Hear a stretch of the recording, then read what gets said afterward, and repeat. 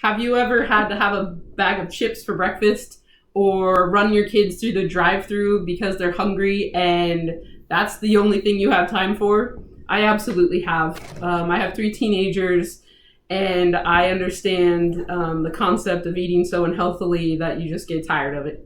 I began meal prepping, which saves me a whole lot of aggravation during the week.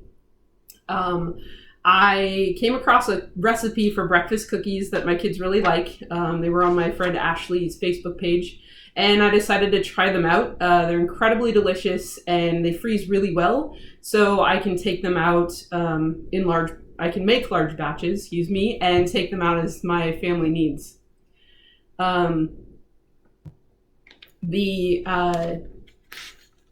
So after my demonstration speech, I'll be able to show you or tell you how to prepare the perfect batter for my breakfast cookies.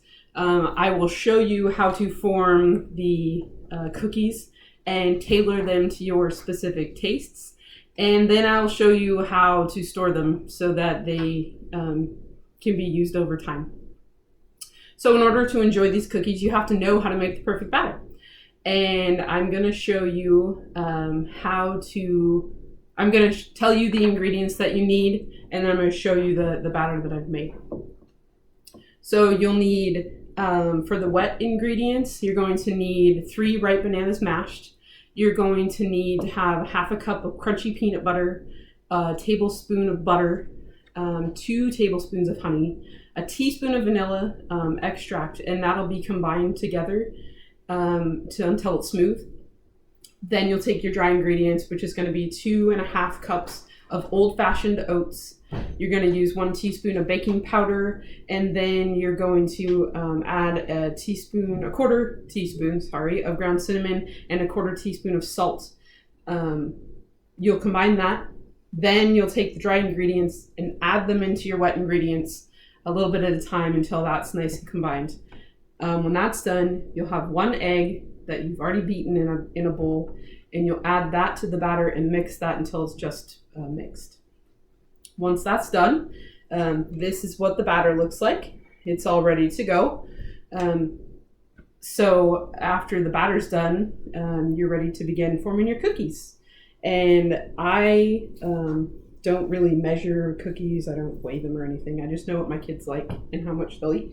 And you can either get your hands really dirty, or I found that I can just use this, press them down so that they've formed into a cookie shape, and then are ready to tailor to your tastes. My kids really enjoy berries and chocolate chips, so I've got some blueberries that I add, and I just press them in like so. And my son likes chocolate chips a lot, so I do that for him. And just press that down a little bit. Once that's done, you can fit about 12 on the tray. My tray is lined with parchment paper, which makes it super easy to clean up at the end.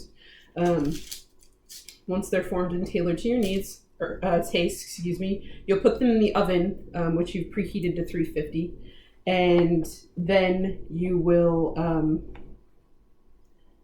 keep them in there for 15 minutes to bake. Once they're done baking, you take them out and set them on top of your oven and let them cool off completely right there on the cookie sheet.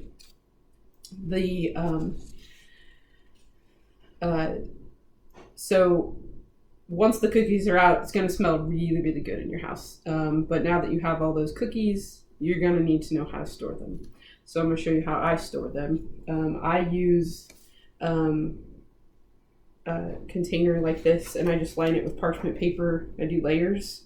So put a few cookies in, and then I'll just put another piece of parchment paper on top.